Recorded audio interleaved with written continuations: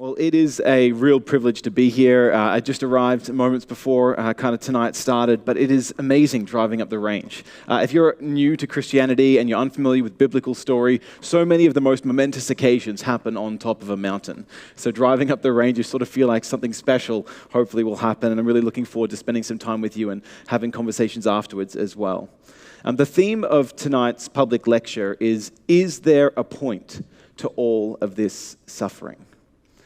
And I wonder where you were and how old you were when you first became aware of the reality of suffering in your own life. For me, this actually came relatively early in life. We had taken a family holiday driving from Brisbane, where we'd moved down to visit family in Melbourne, and on the way back had taken a detour through the Blue Mountains in New South Wales. We just trekked through the Jenolan Caves, my two older sisters and myself, my foster sister, and then my parents. And driving in a day where there was thick fog blanketing the mountains, you couldn't see very far ahead of you. And at the last moment on a single-lane road, a truck pulled out, a big semi, in front of our 80s maroon Tarago-style van, and we smashed straight into the back of that truck.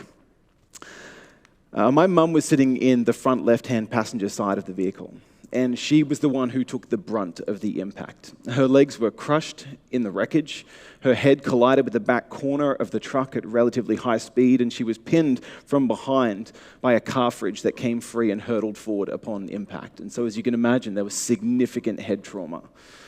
Now, the image I have seared into my memory after our car spun across and spanned both lanes, and you've got these cars from both directions swerving these headlights at the last second just to miss you, is of my sisters screaming in their chairs, of me in the back staring forward, my dad holding onto the steering wheel covered in butter that had burst out of the car fridge. But my mum slumped over in her chair, her face crushed and bloodied, and her body eerily still. That roadside was the end of my childhood. I remember Mum screaming as they cut her out of the vehicle. We'd been shepherded into an onlooker's car just to try and help dull the sound and to keep us warm. She was airlifted to hospital. They performed an emergency craniotomy to remove a third of her skull so that she wouldn't die from intracranial pressure as her brain swelled. And the surgeon said to my dad, "This is significant brain injury. She may not recover, and if she does, there's going to be severe brain damage. So you need to prepare yourself for what comes next." Now, the next number of years as Mum had to overcome all kinds of struggles and new disabilities and come to terms with the limitations and find the right medications to help level out her brain chemistry, I had an inverted relationship. As a 9-year-old, I went from having a mum to having to parent my mum for the most part, until years later through therapy and psychiatry and medication, if you met her today, praise God, you may not even notice the kind of trauma that she'd been through. But it was a difficult series of years for my family. For her especially, as she wrestled with this, new disabilities, but also for those who, by loving extension, had to care for her and see her go through this struggle and this suffering. And for me, this was the end of my childlike belief in God, too. Mum and Dad were Christians. They'd raised me coming along to church. I'd gone to Sunday school as a youngster. Kind of had this idea that God was a big guy up in the sky with a white beard who just wants me to be good. And something about Jesus fits in there. But the overwhelming phrase that I'd been told is that God loves you and has a wonderful plan for your life. And that just didn't seem to fit for me as a 9-year-old. I couldn't understand that if God really loved us, surely he would want to step in and do something. And if he really was powerful, then why did he let this happen? And it doesn't take long for each of us to consider where we were when we first came to touch with the suffering of our world. And in the last couple of years, it's felt like globally it is just intensifying. Here on Aussie shores, in the last couple of years, we've seen fires and floods. We've had protests and now the pandemic. And as the shadow of COVID-19 has cast itself right across our nation, we've watched on our news feeds as the global death toll just keeps ticking up higher and higher and higher. So what do we do when we come to terms with the depth of the pain? Because when you zoom out to a macro level, when you consider the oppression of people putting their boot on the necks of others, the genocide that litters our history books, the cancer, the car accidents, the slavery, the domestic violence, the natural disasters which litter our globe, it just seems too much for any single one of us to take in. And in times past, you wouldn't had to have taken it in. When unfamiliar with the degree to which now 24 hours a day, the worst news from around the world gets beamed into our eyeballs. And we're just baptized now in suffering. And the question remains then for all of us, given the struggles that all of us will face, how do we make sense of the suffering in our lives? Now, I have to admit, when I was in my 20s, getting married to my wife Erin, going on overseas adventures as a youngster, everything seemed reasonably good. The outlook on life was positive. Most of what was happening around us in our friendship circles, people were turning 21 or graduating university, getting good jobs, getting their first house, getting married, perhaps starting a family. It were all points for celebration. And then as soon as we ticked over into our 30s, I started to discover the reality of the U-shape of happiness in psychology that they've unlocked. That the more life goes on, the more hardship seems to set in. And all of the celebrations started to become difficulties for people. Marriages busting up, or people who were desperate to be married still found themselves single with the unmet desires to be in a long-term relationship. Rather than being able to have kids, some of our friends wrestling with the reality of infertility, or others losing children like us to miscarriage or to stillbirth. Or to have children then that face with all kinds of disabilities, whether physically or psychologically. Or to grow up and get sick with leukemia or cancer and have to go through horrendous struggles as parents watching on the pain of their children. Of the pressures of work, of bullying, of changing friendships and relationships, and then the overwhelming reality that behind the Instagrammable moments of life, so many of our friends and family members are racked by anxiety and depression and chronic loneliness. This isn't just an out there problem, the evil and the suffering in the world. It's a real world personal problem. And I'm convinced that every person sitting here tonight has their own stories to tell. And the question is, what then do we make of the suffering in the world? How do we make sense of it? Well, one response has been that of the popular writer, actor, public figure Stephen Fry from the UK. And in a 2015 interview that he gave with an Irish TV host, he was asked, let's say you're wrong about your atheism, Stephen. And one day you find yourself standing before God at the pearly gates. What are you going to say to him? And Stephen Fry did not skip a beat. He said, I would say to him, bone cancer in children? Really? What's that about? How dare you? How dare you create a world that is so full of misery that is not at all connected to anything that could be considered our fault? So many people, like Stephen Fry, as they look upon the world, see so much pain, so much suffering, so much evil, and the only way they can make sense of it is to eject the vision of a Christian God.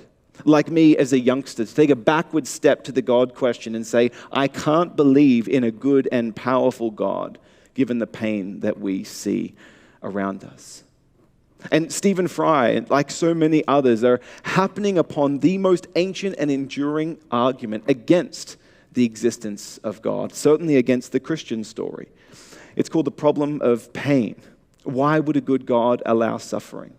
And if you track back through history, the first time we see anyone put pen to papyrus to clearly spell out this problem of evil, it was by a Greek philosopher, Epicurus. At least his argument survives by the pen of Lactantius 6 centuries later. But Lactantius framed Epicurus' argument as an argument against belief in any kind of loving deity. And it essentially pits together the different attributes of God.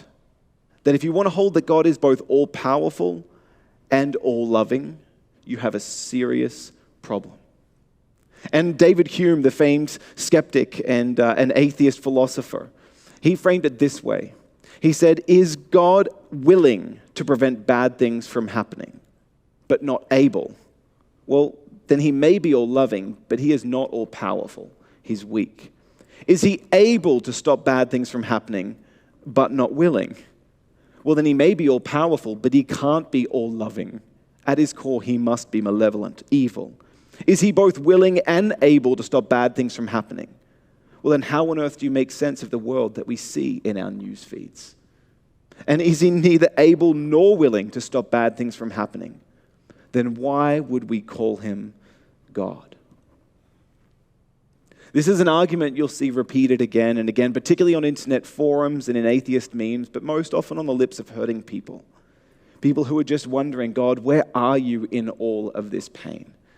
And the most common response then, like with Stephen Fry, seems to be to eject God from our story, to get rid of the reality of God's existence and so get rid of the problem of pain. If there's no God, well, then there's no contradiction between his omnipotence and omnibenevolence. But what happens when we cut God out of our story? What happens when we run away from belief in God? To where do we run? Because for so long, God has provided, and the Christian story has furnished answers to life's deepest questions. Who are we? Why are we here? How should we live? What's wrong with the world? How can it be set right? And what happens to us when we die? These big questions that shape everyone's story have often been understood through the lens of the Bible. But if we get rid of this Christian story, what's left? If we, like Stephen Fry, embrace a godless universe, an orphaned universe, a creation without a creator, what is left to the suffering of the world? Because one of the things I run into as a teenager is having run away from belief in God and kept the God question at arm's length. I realized that running away from God actually did nothing to deal with the suffering and the pain itself. Get rid of God and the suffering still remains. Only now I encounter an entirely new problem. How do I make sense of the evilness of evil? And how do I make sense of the wrongness of suffering? And let me share with you what I mean. Just last week, I read a paper in a psychology journal, which was done by a practitioner, a psychologist who was working with people who were struggling with chronic pain, people who have had accidents and ongoing injuries, or people who are struggling with chronic mental illness. And what they're trying to produce then are new frontiers in psychological treatment to be able to incorporate a person's spiritual story, whether religious or secular, a bigger spirituality kind of concept.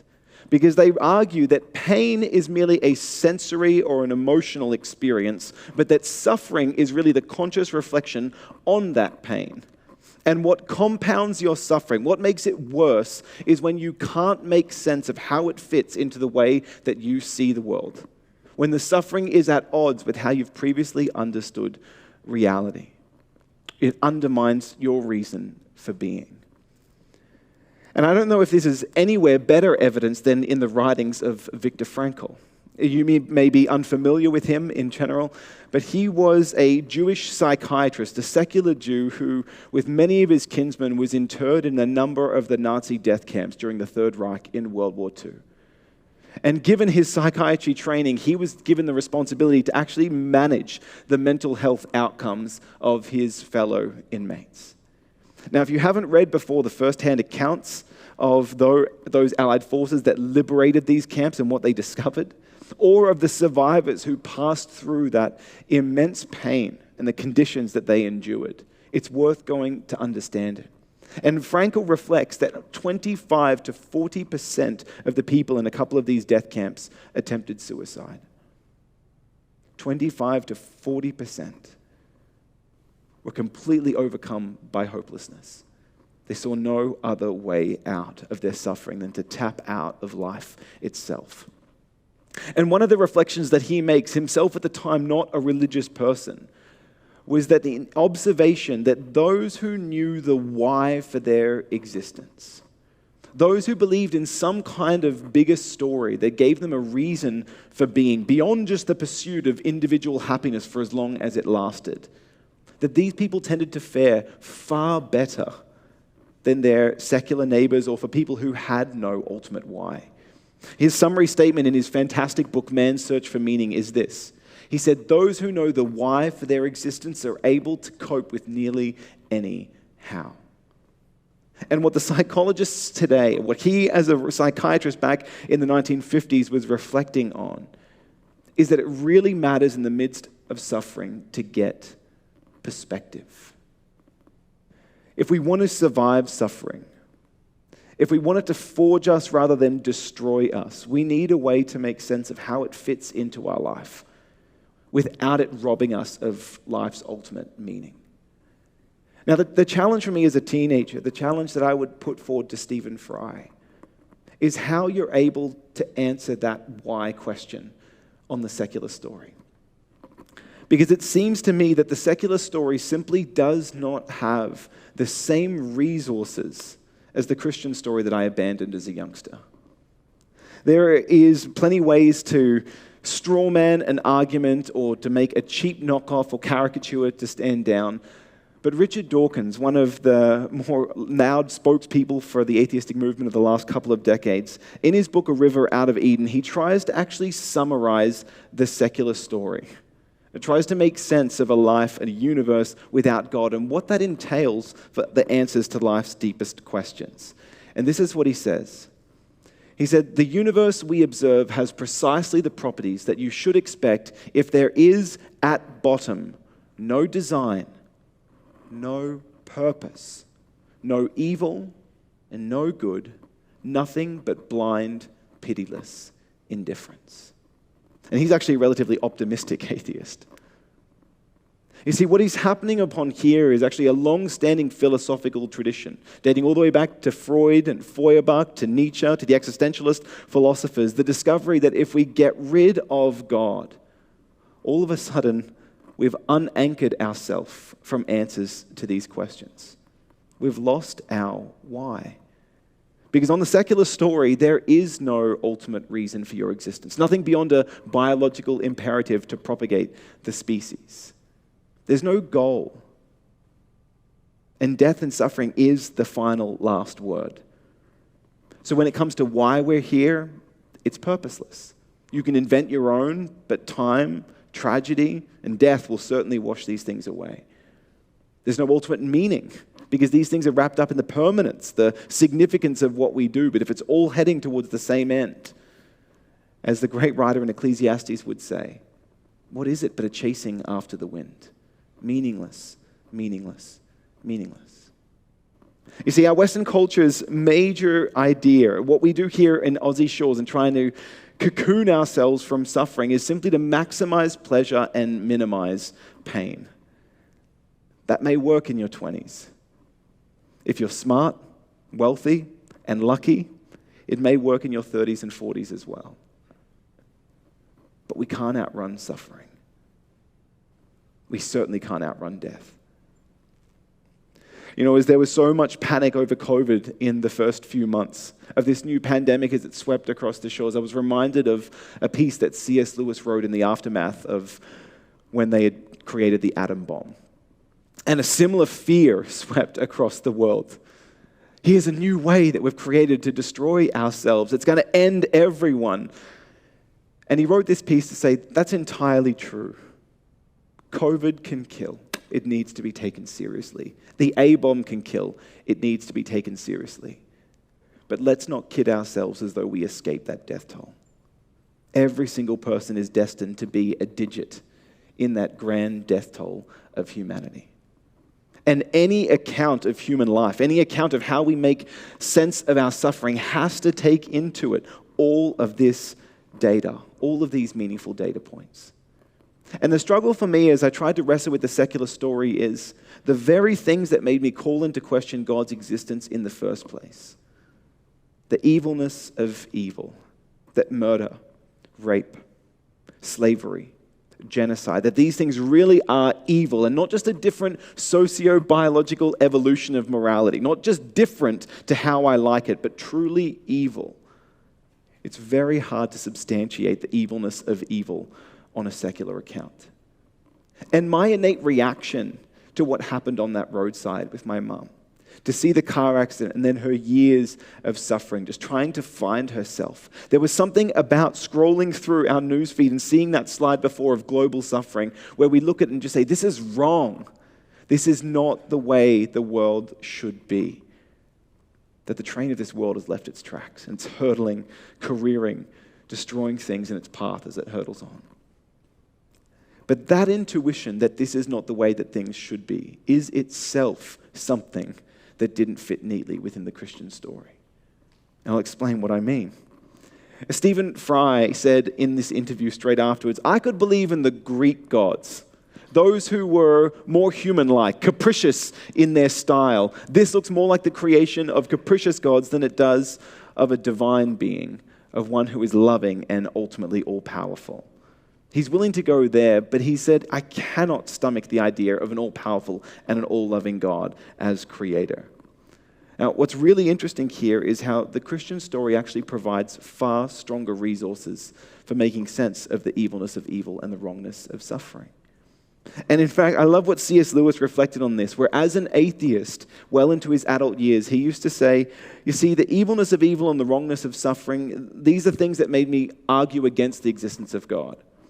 I couldn't see how anyone looking at the brokenness of this world could reason upwards towards the existence of an all-powerful and an all-loving God. And then it hit me. How on earth did that idea come about in the first place?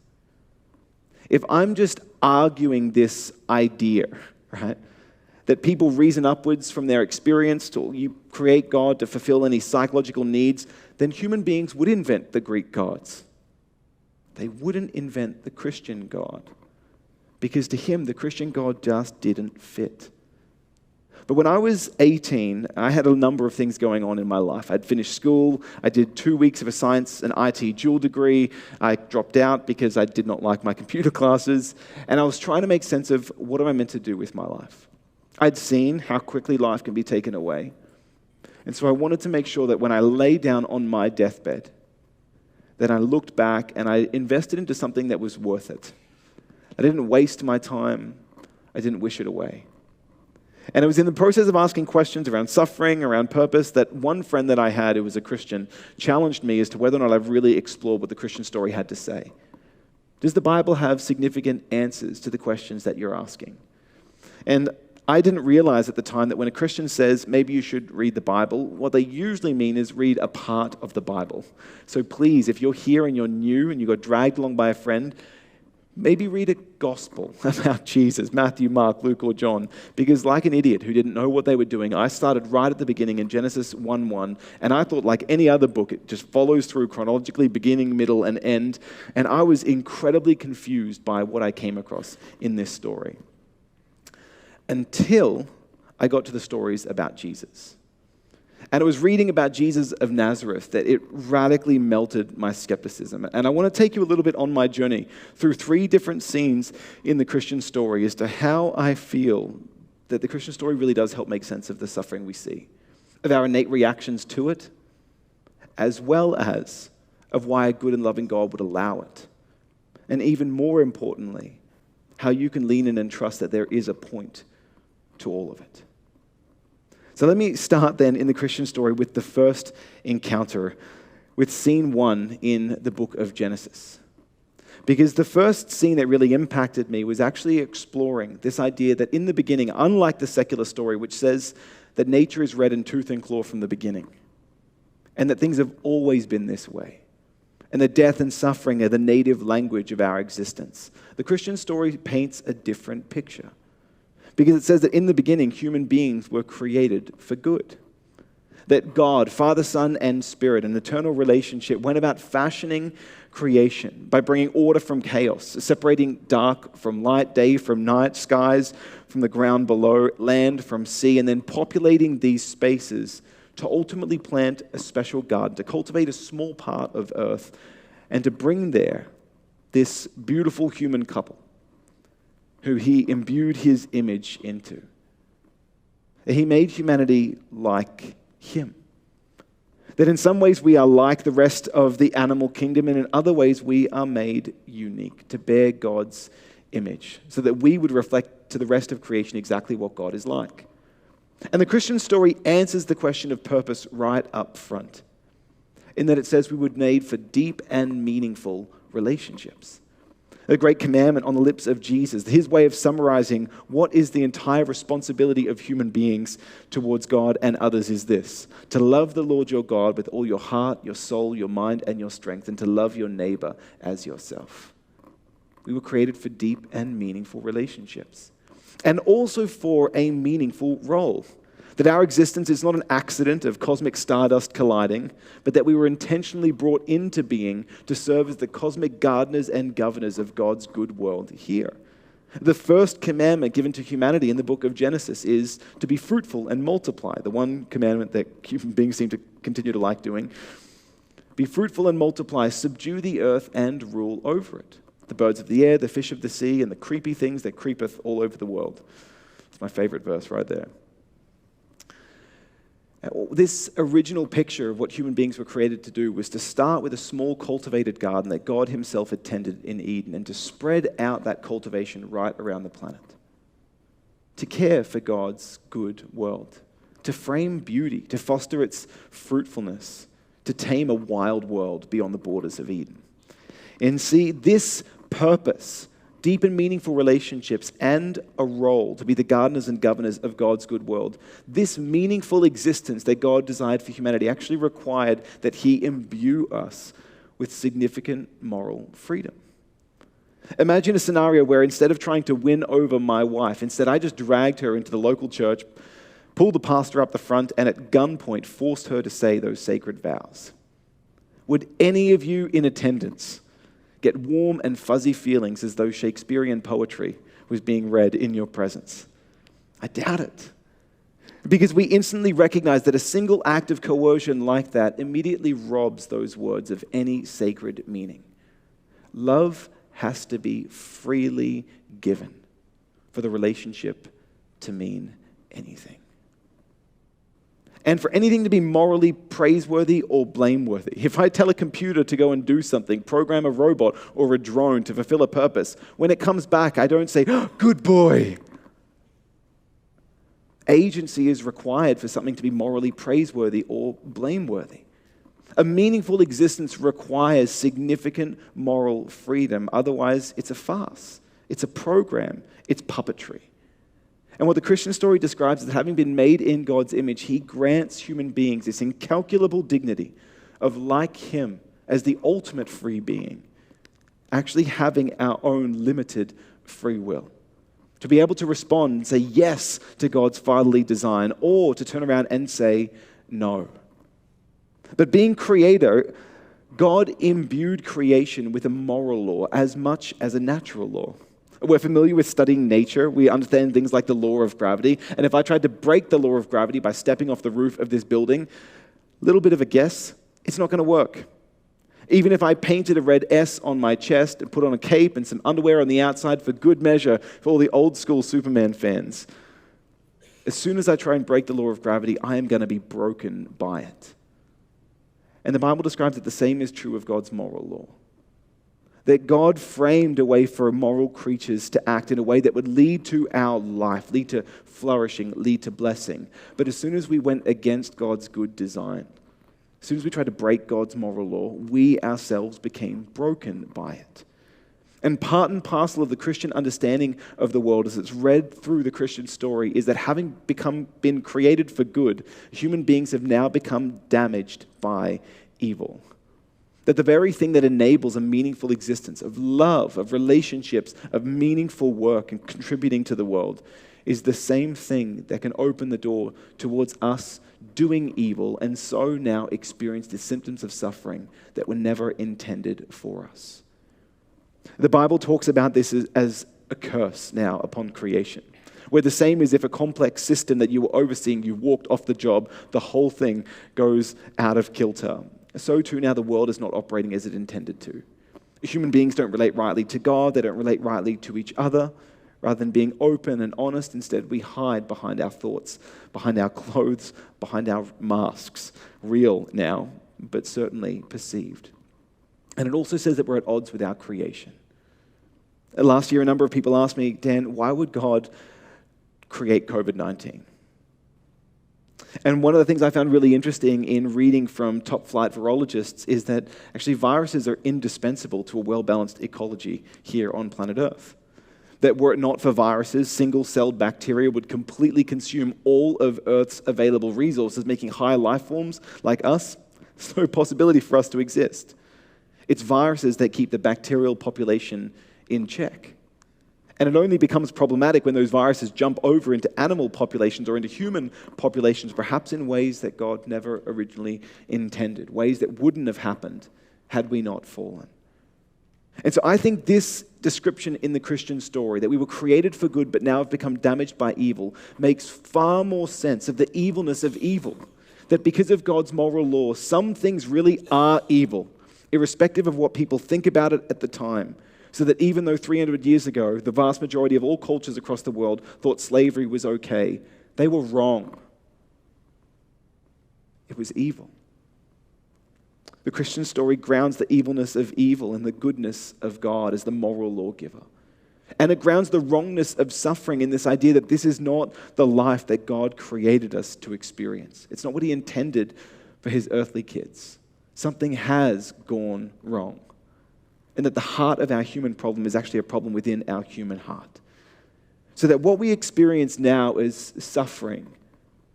It actually serves a really meaningful purpose. Like pain tells us, hey, stop doing whatever you're doing. If you've run 15 kilometers and your knees are smashing into each other, sending a sensation of pain up your body like the Olympians are experiencing right now, stop. You're doing damage. The Christian story says that suffering serves this same purpose. It's a warning sign. As C.S. Lewis said it well, he said that God whispers to us in our pleasures and he speaks to us in our pain, that it is his megaphone to rouse a deaf world. It shouts. Something is not right between creator and creation. Which perhaps is one of the reasons why throughout history, so often it is in moments of suffering and struggle that people actually open up to ask life's deepest questions. What is it all about? Pain actually drives us, it humbles us to explore these deepest questions in a way that when life is going well, we so very rarely ever stop to think about. And this free will defense, this explanation as to why an all-powerful and all-loving God might choose to create a world where suffering and evil were possible, is one of the reasons why I think the Christian story has an answer to Epicurus' challenge, has an answer to Stephen Fry's challenge. And this is only one of a myriad of different responses, known as theodicies within Christian thinking and philosophy, that help us to grapple with, can we really trust that God has good reasons? But let me share with you a second. And it comes from the story of Job. We talked about Genesis. Now the second scene is in the story of Job. And this is an ancient Old Testament book. And it's incredibly confusing. The first time I read it, I could not make heads or tails of what was happening because we get this little window at the beginning between a conversation between the accuser, who we would know as Satan, and between God about this guy named Job, who was doing his best to love God and love others and to care for God's planet. He was, by all relative terms, a good guy. And yet everything good then is stripped away from him by this evil figure. His kids, 10 children, are killed when a house collapses in on them, entombing them in the rubble. Think of the grief, not only of losing one child, but all of your children. I can't imagine it as a father. And then all of his wealth. Back then they didn't have stocks at the local Heritage Bank down on Ruthven Street. It was all wrapped up in livestock and in land, and all of that was stripped away, either destroyed by natural disasters or stolen away by enemy raiders, and the guy is left devastated. His health is robbed from him. He went from being a pretty fit dude, doing daily walks, making sure he keeps his steps up on his Fitbit, to all of a sudden being struck down with an incurable skin disease. And he finds himself scraping with pottery shards at open sores.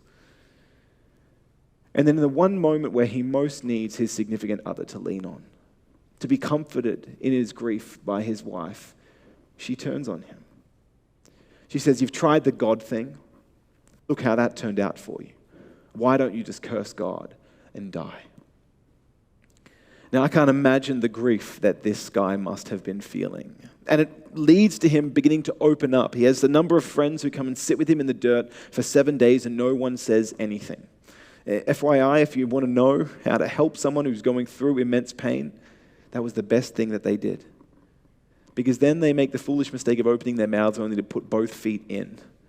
And as Job begins to explore his pain and starts to ask the why questions of God, why is this happening? What did I do to deserve this? How can you really be good when you're not intervening to help? His friends start bringing accusations. Well, we know that God is in control, and we know that he is just. And since he then is controlling the world system, it means you must get what you deserve. And since you're getting bad, Job, what on earth did you do to tick God off in this way? And as Job investigates his own life, he doesn't claim to be completely faultless, but he can't for the life of him understand how he's done anything to deserve the extent of suffering that he's enduring. So as they begin accusing him, he looks upon himself and wonders, I think I'm innocent. So he works back upwards in that reasoning of the sort of biblical karmic principle to say, well, if God is in control, maybe the whole thing is not just. Maybe God isn't really good. And in the final scene, after back and forward again and again, eventually God turns up. And this is the part, as someone who wasn't a Christian reading this story, that I expected God would come and comfort him. And instead, God acted like every jerkish year 9 teacher of students who walk into the classroom, where he gives Job a pop quiz and he dresses him down. He says, stand up and dress like a man, because I will question you. Where were you when the foundations of the earth were laid? Tell me if you know. Where were you when I stretched out the heavens? Surely you understand. And in a series of 64 questions, no multiple choice answers given here, Job completely fails the test. In areas of astrology and zoology and meteorology, he gets 0 out of 64. And it makes him feel about this big. And at this point, I was thinking Job is going to get angry at God. I certainly was getting angry at the picture of God reading this story. And yet Job's reaction, it boggled me. Because he said, I spoke about things which I did not understand. But now that my eyes have seen you, I repent in dust and ashes. God's answer seemed to satisfy his questions. But it certainly didn't satisfy mine. I couldn't figure out what was happening here until a little while later I became a father. Now, this is a photo of my oldest boy, Josiah. He's now 6, but this was taken around about 18 months old, and this photo was taken directly after he was told that he would grow up to look like me. Okay, but when he was about 18 months, I had to take him in for the next round of immunizations at the doctor's office. And I went in to our family doctor. She sat me down and she said, look, at this point in the schedule, we have to give him 2 needles. And we know with toddlers, we don't get a second stab at this, pardon the pun. And so the way that we do it is we administer both needles simultaneously. So female doctor here, registered nurse here, they've got the 2 needles. And they say, can you please just sit Josiah on your lap and hold onto his arms really tight? Basically, can you lull him into a false sense of security? And before I knew what was happening, with him looking up at me lovingly, 1, 2, 3, and they jab him from both sides. And I'll never forget that moment, because his little body in my arms, it winced with pain, and his eyes filled with tears. And there's this unmistakable expression that comes upon his face, which is a look of betrayal. Dad, I thought you loved me. You feed me, you hug me, you play with me, you take me on adventures, you even buy me baby chinos from time to time. You sing me to sleep, you read books. I thought you loved me. And I thought you were strong. Mummy gets you to bring the groceries in from the car, you can throw me up in the air. This is a small female doctor, a small female nurse. Daddy, you could have taken them. So why on earth is my all-loving and all-powerful daddy just sitting by while they inflict this torture? Why isn't he stopping them? Now, I could not in that moment explain to him why I'm letting him go through this suffering. Far less why I'm then paying the doctor for having inflicted this torture upon him. Because as a 30-year-old dad to an 18-month-old boy, even just with the working layman's knowledge that I had of viral and bacterial immunology and how the necessity of having these antibodies to be able to fight off greater infections, the greater goods kind of argument here. But his vocabulary, his rationale, his logic, it just wasn't up to scratch yet. He had a vocabulary of mummy, daddy, yes, no, and ice cream, and that was about it at this point. And so there's simply no way I could help him understand why I'm letting this happen. And it tweaked for me there. If this is true of me as a 30-year-old dad to my 18-month-old boy, how much more true is this of an infinite and all-wise God to us as his earthly kids? Because not only is there a category difference in terms of the amount of knowledge that God has, that he sees every atom in the universe right now, that he numbers the hairs on my head in any given moment. It's admittedly an easier number year by year. God not only knows everything to know right now, but he alone has the ability to look through the corridors of time, to see how the complex web of cause and effect between every free action that we make ripples down on through the ages and into eternity. Only God is in a position to know whether or not he has good reasons for allowing us to suffer. And what he was trying to help Job come to terms with is Job, kind of like Jim Carrey in Bruce Almighty, you just don't have the requisite knowledge to be able to govern the universe from my chair. If you knew how much you need to be able to hold together to make these meaningful decisions of when and how to interact, when to stand back, and when to intercede, well then, your mind would explode. And so the question, having seen how big I really am, can you trust that even though you don't have all of the reasons, you may have some, like the free will thing, but you don't have all the reasons, are you able to trust that I do? Can you lean into the bigness of God? Now, for me, as someone reading through this, I still couldn't. And you might be here tonight thinking, I certainly can't. Dan, if you knew my story, simply saying that God is big and he works in mysterious ways and his thoughts are above our thoughts and his ways are above that just doesn't cut the mustard with me. Because I haven't seen any reason why I should trust him yet. And that was certainly my feeling in light of my family's story. Until, as I shared at the beginning, I came to those stories about Jesus. And what I found so fascinating about Jesus of Nazareth is that he said, if you've seen me, you've seen the Father. I and the Father are one. That God may be invisible. He is eternal spirit. He is distinct from his creation. You can't look around and see him as part of the natural world. Yet when God became human in Jesus, Jesus said, I am the invisible God made visible. I am the hidden God made obvious. I am eternal spirit become human flesh. I'm the author of the story written in as one of the characters. If you want to know how God feels about your suffering, if you want to know what God is doing in the midst of your suffering, if you want to know what God promises he will ultimately do in light of suffering in the world, then look no further than me. And as soon as I came to the point of reviewing, if Jesus is what God is like, then how did Jesus make sense of the suffering in the world around him? And I was deeply moved, particularly by one story in John chapter 11. And it's the story of one of Jesus' dear friends, a man named Lazarus, who falls sick, like so many in our world right now. And without all his loved ones being able to be there before he died, again, like so many right now, he passes away.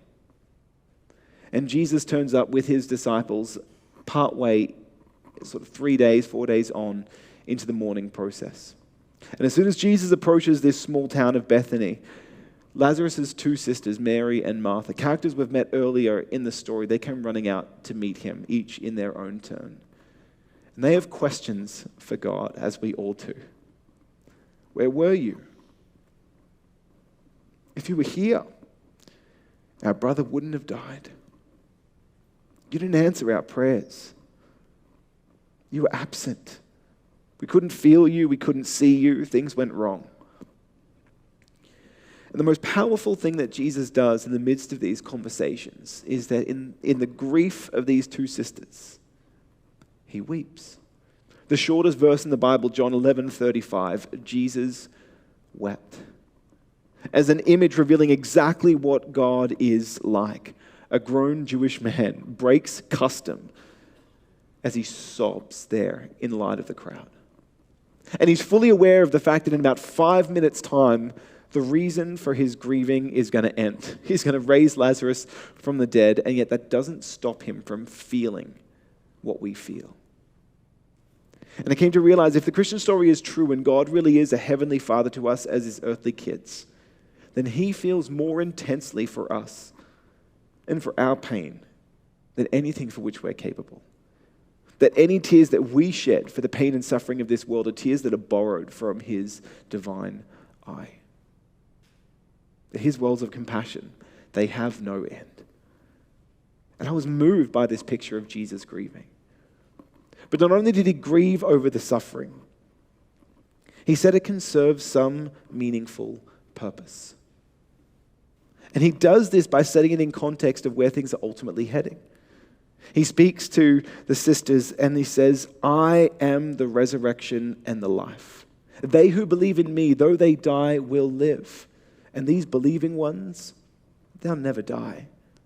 Do you believe this? He starts to paint this picture of a future world where suffering, sickness, pain, crying, mourning, death have been wiped away from the horizon of reality. In fact, the last few pages of the Bible, the book of Revelation, sort of a mirror to the creation account in Genesis. It pictures a world where God himself will be so close to us that those who enter into this new creation, he will wipe away our very real tears from this life. And there will be no more suffering, sickness, crying, death, or pain anymore. In considering the beauty of the wonder of this eternal reality and how that changes the calculus here, the Apostle Paul makes a number of interesting remarks. And this is a guy who is well familiar with suffering. In 2 Corinthians chapter 11, he actually gives a bit of a litany of the things that he endured. That he was beaten with rods multiple times. He was lashed with something like a cat of nine tails. That he was stoned. And this is stoned in the Old Testament sense, not the you went to university at USQ kind of sense. This is pelted with rocks until they are thought to be dead. He was hungry and homeless. He was opposed by his own community and by the authorities. He was shipwrecked. This guy knew suffering intimately, and yet because of this future hope of spending eternity in the presence of God without any more suffering or sickness or death, he says these words, our light and momentary troubles are achieving for us an eternal glory that far outweighs them all. And so we set our eyes on that vision, not on what is seen, but what is unseen. Because what we can't yet see, that is what is going to last for eternity. What we see right now in the pain and the suffering of this world, it's only temporary, and it will pass. See, what I love about the Christian story is it says that unlike the secular story, where death is the full stop, when you're planted in the ground, that's it. Suffering wins. The Christian story says that death itself, it's only a comma in the entire sentence of life, a pregnant pause that gives way to a clause that never ends, and a clause that is far greater than we can possibly imagine. And it helps us to get perspective then. And what Jesus says is, given that this is not the way that God wanted things, given that it will not be the way that God finally makes things, it actually offers meaning for our suffering in the present. Because it says that this life here is not all you have. And therefore, it's not simply about maximizing pleasure and minimizing pain. Eat, drink, and marry, for tomorrow you die. The goal of this life is not simply about happiness. It's about becoming a heavenly person. And in this final goal, in becoming someone that is more like God, more like Jesus, even suffering can serve a meaningful part. When you consider all of the greatest films, all of the greatest books and stories that we pass on from generation to generation, no one in that story started out as a hero. They're always an underdeveloped, usually a teenager or something like this, who through a process of various chronicles, they mature.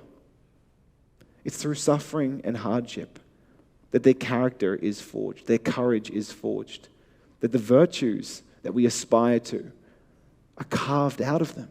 And the New Testament uses this image of how if you're a Christian, if you have this eternal hope in Jesus, that your suffering here now, it gets repurposed to become like a forge. That it shows up in us all of the impurities that we're made out of. Suffering tends to bring the worst of us to the forefront. But it does that so that those impurities can be scooped off the surface if we cooperate with God, if we lean in and trust his promises. And so Romans 8:28 has this beautiful line where it says, for those who love God and are called according to his purposes, he works together all things for good. That God is big enough that though he may not be the author of our suffering, he's big enough to be able to draw it in, to use even evil things done to us by evil people to be able to redeem them in some way, rather than let them simply destroy us. I think this is a tremendously hopeful picture for how we can endure suffering, to have a bigger why in the midst of it. And as I look back now on our family story, I don't know who I would have been were it not for the accident. I might have finished my IT science dual degree, who knows? But I might have been a radically different person as well. And whilst I wish we never went through it, if I could undo it, I probably would. At the same time, the gift of retrospect allows us to see at least some ways in which painful things in our past have served a meaningful purpose to help forge us to become people that we otherwise wouldn't have been. And I wonder if there is a gift in that discovery, a gift in that realization, or a way of approaching suffering. But I still haven't answered the ultimate question. What reason do we have to trust that this is what God is doing? That He does really grieve over us, He does really care. That He will ultimately deliver us from suffering into an eternal world. That He can repurpose our suffering to make it mean something. What assurance do I have in the goodness of God? Why can I trust His bigness? And for me, that happened at the cross. John Stott, the famed Anglican preacher from All Souls in London, he wrote the seminal book, The Cross of Christ. If you're considering the Christian story, I would encourage you to pick up this book and walk through it. And in a chapter towards the end on suffering, he opens with this line: "I'm not sure I could have believed in God were it not for the cross." That a God who remained distant, untouched by this world's suffering, hiding out in heaven's joys, is not a God that I can trust, given all the pain and suffering that we experience here. But if Jesus was the invisible God made visible, and if Jesus hung on a Roman cross, endured literally excruciating pain, from the Latin ex crucis, from the cross, if He was willing to undergo that extent of suffering to be able to help reconcile me to God, to pick up the wages for my sin, which is death, to offer me freedom to become who I'm meant to be again in being reborn as God's child, and to offer me this eternal future. If that's the lengths to which God will go to show His love for me, well, then I may not have all the answers as to why God lets us suffer in any given moment in time. But I do have the ultimate answer as to whether or not God loves us. And I do have the ultimate answer to whether or not I can trust Him. Because if through the cross of Christ, the greatest injustice ever done by human hands, the holiest man who ever lived, condemned as a criminal, if through what looks like ultimate defeat as the skies grew dark over Calvary, can actually be used by God in His bigness to open up a door of salvation to whoever believes in Jesus, well, then maybe God can take my suffering and use it as a meaningful part in His purposes as well. If God is that big and God is that good, maybe there is a point to all of this suffering. Maybe it's not just random. Maybe it's not just meaningless. Maybe there's a bigger story that I can be caught up into. Now, I don't know where that lands with you. Everyone here will have their story. Everyone will be at different stages. And everyone has the decision as to whether or not this story really does paint for them good news. But given how much evidence I think there is for God and for the Christian story, if the problem of evil is the only serious reason for you to take a backward step, I know this much. I would much rather suffer with Jesus than suffer without Jesus. Because if Jesus is not who He claimed to be, suffering wins, it's purposeless, and He gets the final word. If Jesus is who He claims to be, it's a radically different picture. And so far from seeing the problem of evil as a reason to run away from belief in God, I think that it helps to make sense of our innate reactions, the evilness of evilness and the wrongness of suffering. That it helps to explain why a good God would allow a world like this one. That it challenges us to realize our own limitations and that there are reasons that God has to which we are unaware. And it reveals to us exactly what God is like in a beautiful picture, ultimately centered on the cross, where God hung and died for us. I think the Christian story offers substantial answers to the problem of evil. And far from wanting to run away from God, it makes me want to run towards him instead. Thanks very much for giving me a hearing, and I look forward to wrestling with some of your questions.